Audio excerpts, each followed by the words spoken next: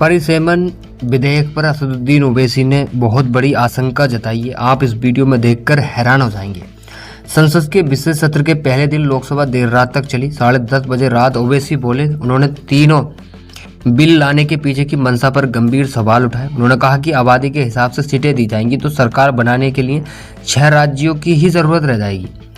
लोकसभा में लाए गए 3 बिलों का विरोध करते हुए हैदराबाद के सांसद असदुद्दीन ओवैसी ने इस केंद्र में सरकार बनाने के फॉर्मूले से जोड़ा है।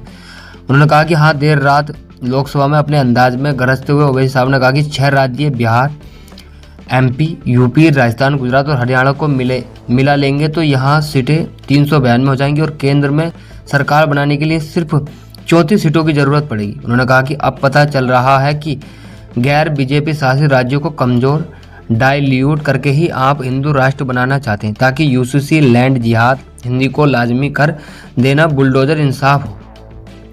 ओवैसी ने कहा कि अगर ये 3 बिल कानून बन जाएंगे तो विपक्ष की आवाज़ संसद में नहीं के बराबर हो जाएगी, क्योंकि इसमें कहा गया है कि आबादी के हिसाब से सीटें दी जाएंगी। जिसकी आबादी ज़्यादा होगी उसे ज़्यादा सीटें मिलेंगी, जिसकी कम होगी उसे कम सीटें मिलेंगी।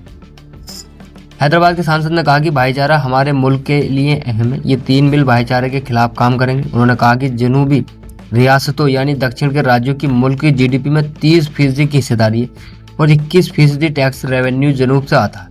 ओवैसी ने कहा कि भारत में जनूबी हिंदुस्तान की 19% आबादी है। अब दक्षिण को गुड गवर्नेंस की सजा दी जा रही है। वजीर आजम कहते हैं कि जिसके बच्चे ज़्यादा हैं, मगर ये तो झूठ था। अगर ये बिल कानून बनेगा तो ये सच हो जाएगा।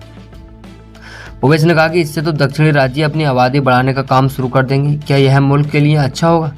सत्र कमेटी ने कहा था कि मुस्लिम बहुल सीटों को रिजर्व कर दिया जाए। असम में 30 असेंबली सीटें थीं जहां से मुस्लिम जीतकर आते थे, उसे 23 कर दिया गया। धुबरी और बरपेटा असम के राज्य में 60% मुसलमान थे। एक धुबरी सीट बना दी गई है तो बरपेटा से अब कोई नहीं जीत सकता। आगे उन्होंने कश्मीरी का उदाहरण देते हुए कहा कि अनंतनाग और राजौरी के बीच कोई कनेक्शन नहीं है, कोई तहजीब नहीं है। ये सियासी रणनीति नहीं तो क्या है? कश्मीर की आबादी 56% और सीट 52% है, जबकि जम्मू की आबादी 43% लेकिन सीट 47% है। ये सियासी दाव नहीं तो क्या है? आगे ओवैसी ने कहा कि मुसलमानों को तो भाजपा टिकट नहीं देती।